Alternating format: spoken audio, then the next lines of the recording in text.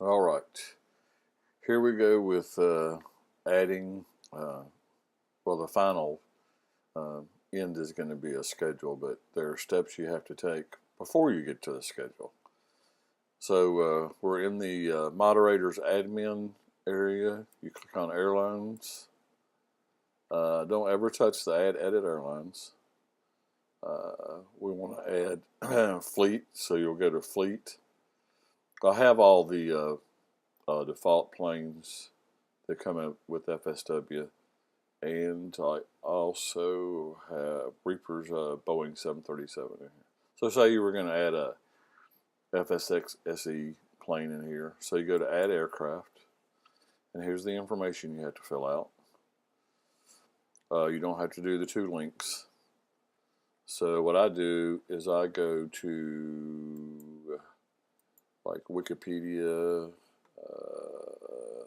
Let's say we were going to do the Cessna 152, I think it is. Then I go to Wikipedia. This is just the way I do it. You can do it however you want to do it. And take the heading. Go back over here. And I usually click this in full name because this has to be a 4-digit code up here. Can't be any more than 4 digits. And normally I want 4 digits in there. So we could just, for example, this could be break 152. And then we'll go back over here. We'll just say Cessna Industries because it has to be some kind of difference. So we'll call this Industries.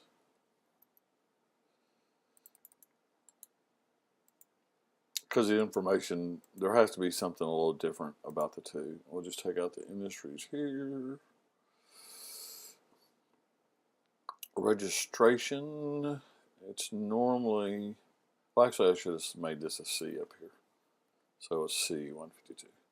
So we'll say like C152, it could be FSW or FS break, or I hadn't decided, we might leave that off. Maximum number of passengers. This is where I really get bad at this. And this is where Theo and Reaper and keep to 1 passenger. Cargo, I always screw the cargo up too. Let's see. Yeah, I always screw this up. I'm not really sure if I'm supposed to put the maximum weight. I think there's another. No, this is the cargo, so surely this would be like a small number. Anyway, we'll discuss this because I've never really done this a lot. Well, I mean, I did it for when I was working on people, but I never paid any attention to the test data because I didn't care. It was up to them to put the test data in. What's the other one? Range and cruise. Range 477. I think that's supposed to be nautical miles.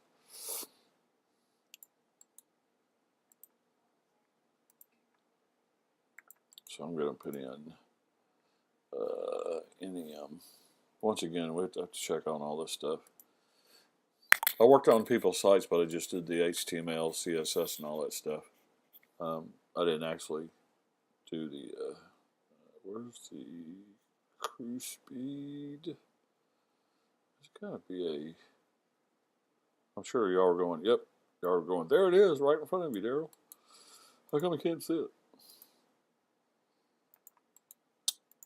And then here, you could, which I'm not going to do right now, you could say, well, this person can't fly this airplane until they get to second officer status, and however many hours we set for that, but I'm not going to do that right now. So you add the aircraft, and you go back to airline operations, and you add the airport, and I have one over here. And this is how I'm doing it because it used to, till they get the server back up that finds all this information, I have to do it by hand. So we're going to say add new airport, KDN. And usually you can hit the lookup and it'll go fill out all the other information, but it's not working right now. Denver International Airport. You can also do all this stuff in a spreadsheet too.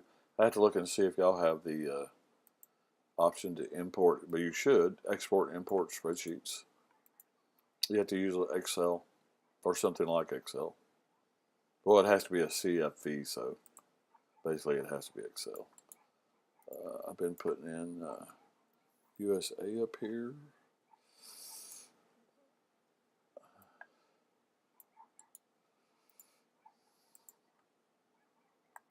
Longitude. Don't put anything in the chart link. You don't put anything in the fuel price. If you want to make it a hub, you click this and it becomes a hub for people to, that's where they can join that hub. When they first register, they're asked what hub they want to be in. So you add airport. You have to hit refresh. See if I can move this thing out of my way. Uh-oh. Back. Oh, crap. What is this thing in my way? Uh-oh. Let's see here. Crap. I can't hit refresh. Thank you, Safari. Seems like it would hide it. Oh, there's probably a way to hide this thing. Anyway, you don't want to hit. Maybe I can do it this way. Yeah, here we go. Well, that was a waste of time. So KDN, see there it is. KDN should be in there. All right, so we'll add another new airport. So we'll say KASE because I know that's another Colorado airport. What's going on here?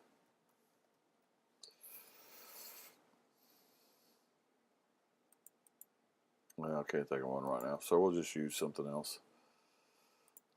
We'll just use them. So then you go to schedules. Let's say you put the other airport in. Now, I'm going to work on the 1000s. Reaper's going to work on the 2000s. So we have to assign numbers to each other so we don't overwrite other people's information. So I'm going to do like 1000 to 2000. And then whenever we get to that point, I don't know what the heck we're going to do. Reaper's going to do 2,000 on. I guess Theo will do like 3,000 on. Reaper will do like 4,000 on, and so forth. Now, if I import schedules or buy schedules, I don't know how that's going to affect it. I have no idea. So we'll add a schedule. So first we got to go back to the schedules again. Because I got to see the last number I used, 1021. Yeah, you'd think it would auto increment, but it's not the way it's working. They are working on a new version of the software, by the way. 1022 is one I want. 1022. Can't change the code because I only have one airline. KDN. See, it shows up. It'll bring an option. KDN. We'll say KTEX, of course. One of my favorites. See how it brought up the 2? We'll choose KTEX. Departure time we kind of have to work on too because I hadn't really been paying attention to it. Or we want to use military time, regular time, blah, blah, blah, blah. 00, here we go. PM Central Time. The actual flight time I hadn't been paying attention to, which we need to do that in the future too. So we'll say this is going to be a 2-hour flight. So it's 02:00. Now you can check the days. If you check the days here, let's say we did this. Then on the other days, people will not be able to see the schedules on Friday, this schedule on Friday, Wednesday, and Monday. But I've been hitting check all on most of them after I play around. Click on calculate distance. No, that's not that bad of a flight, actually. That's not bad. I screwed this up. Sorry. My bad. And I hit the power button and almost lost everything. Now, there we go. Now we go down here and put 02. 0, 0. Let's say it was like 27 minutes. You would go 0, 0, colon 27, like that. Excuse me, not like that, like that. So we put in 0, 2, 2, 0. You pick the plane out.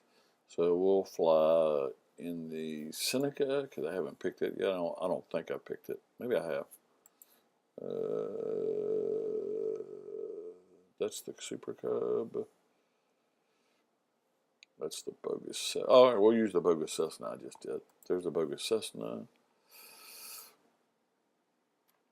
East is odd numbers. West is even numbers. So I have to go look, actually, because I can't remember this stuff. KDN to KTEX maps.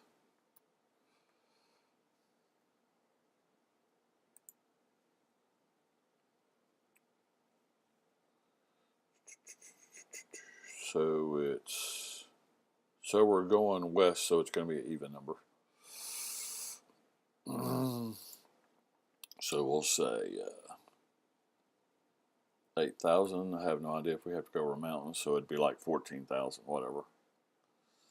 And this is where you would put your route in. So you would go somewhere, and you would actually find the routes. Let's see if I can find the routes. Route for K10 to KTEX. And there's a really good site too. I can't remember the name of it. I think it's called SimBrief. It's really good with the routes too. Like here we go. Rock 3 to HBU to ETL. Let's see if it'll still show it. If I can copy it. And here it is. Let's see if I can copy this stuff.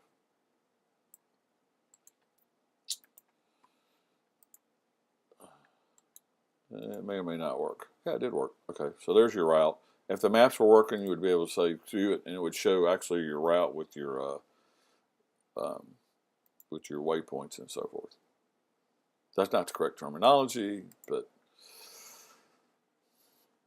and then you put a price in. I've been doing this bogus too, so we have to figure out this. Any notes you want to add, and then you add the schedule. At this point, there it is at the back. So if we go to the front of the site, go to schedules, because it's probably going to be on the last page. Yeah, there it is right there.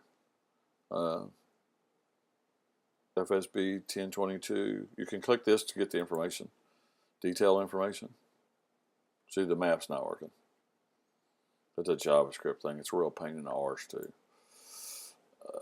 You can go up here and you can do it by arrival airport. Say you want to fly to a particular airport. So I just want to I want to arrive at KTEX. You have to know that this is a arrival airport. I mean, if you click one and it doesn't come up, it's because it's not an arrival airport. See, there's 2 flight plans for arrival airport. You can do it by airline, which just doesn't matter because we only have one airline. Let's say I wanted to make an airline for FSW, airline for FSX, and airline for FSXSC. That's what that's all about. And each one would have their own schedules. But I'm not doing that right now. By aircraft type, then this is really good because I like to fly the DA40, so I can just find all my DA40 schedules. And you can just pick one of these. You know, it's already in the system and fly it. You know, the ones that I've added, the test ones. I mean, you'll get flight time for it. So what if some of the information is bogus? You know, you'll still get the flight time.